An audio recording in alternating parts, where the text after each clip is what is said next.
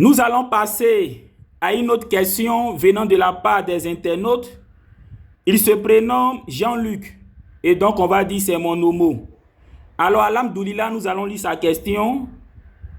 Voici sa question. Il dit: je suis ton homo et je réside à Yopougon à droite.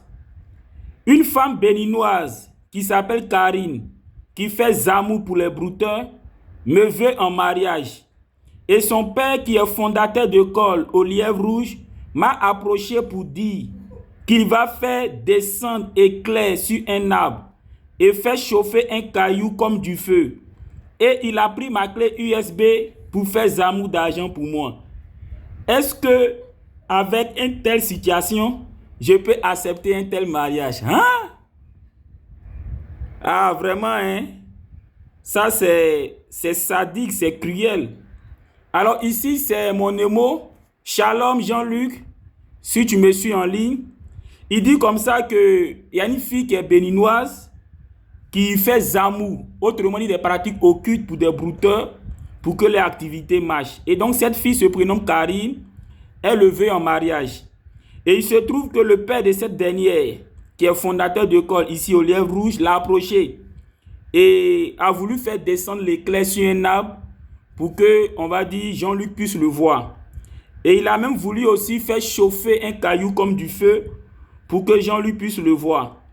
Et il a même pris la clé USB de Jean-Luc pour faire zamou d'argent pour lui. Et donc mon homo Jean-Luc demande: une telle famille où la fille est occultiste et où le père est occultiste, est-ce que lui, ça vaut la peine qu'il épouse cette fille?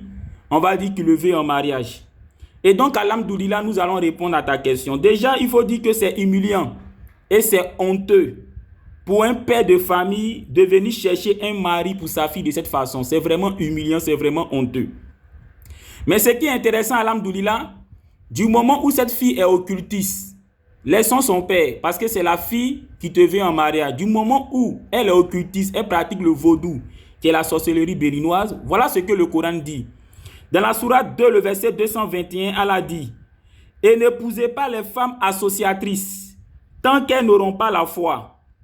Et 7, une esclave croyante vaut mieux qu'une associatrice, même si elle vous enchante.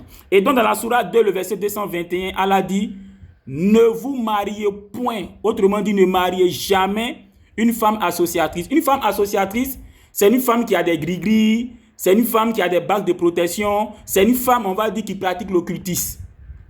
Allah dit dans la sourate 2, le verset 221, de ne jamais marier de telles personnes. Et donc, mon homo, je crois que tu as ta réponse. Ça, c'est coranique. Hein?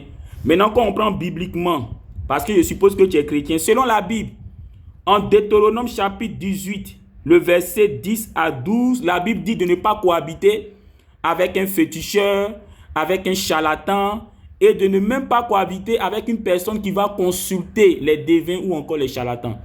Donc, selon la Bible, en Deutéronome 18, le verset 10 à 12, c'est interdit de vivre avec de telles personnes, de marier de telles personnes. Alors, nous allons passer à une autre question. Ah, c'est un pasteur, pasteur Ebenezer. Shalom, pasteur Ebenezer. Alors, voici sa question. Il dit: pourquoi Oustaz Diané convertit généralement les djoulas alors qu'il y a beaucoup de non-djoulas qui suivent son live? Et pourquoi bizarrement Oustaz Diané n'a jamais converti quelqu'un en plein live après un débat? Mais on remarque que avant de lancer ses lives, il a déjà le numéro des personnes qui veulent se convertir. Hein? Attends, vous là, vous épiez mon père spirituel ou bien? Ah, pasteur, quand je lis ta question, c'est comme si, quand vous regardez les lives de mon père spirituel Oustaz Diané, vous prenez le soin de le piller. Excusez-moi, hein, parce que sa question, il demande pourquoi mon père spirituel, quand il fait son live, je vais parler d'Oustaz Diané, pourquoi quand il fait ses lives, il y a beaucoup de non-djoulas qui suivent son live, mais bizarrement, ce sont les djoulas qui se convertissent. Et puis sa deuxième question, il dit pourquoi Oustaz Diané n'a jamais converti quelqu'un en plein live après un débat? Parce que selon lui, Oustaz Diané, il vient déjà avec la liste des personnes converties. Bon, pasteur Ebenezer, ça c'est Oustaz Diané, mon père spirituel, qui peut te répondre. Voilà, moi je lui fais confiance. Moi, par la permission d'Allah, quand j'ai échangé avec lui pour la première fois, ça m'a interpellé et c'est moi-même qui ai fait des recherches. C'est moi-même qui ai lu le Coran, qui ai lu des hadiths et j'ai comparé avec la Bible et puis je me suis converti, on va dire, à l'islam. Mais cela n'est pas venu d'un coup.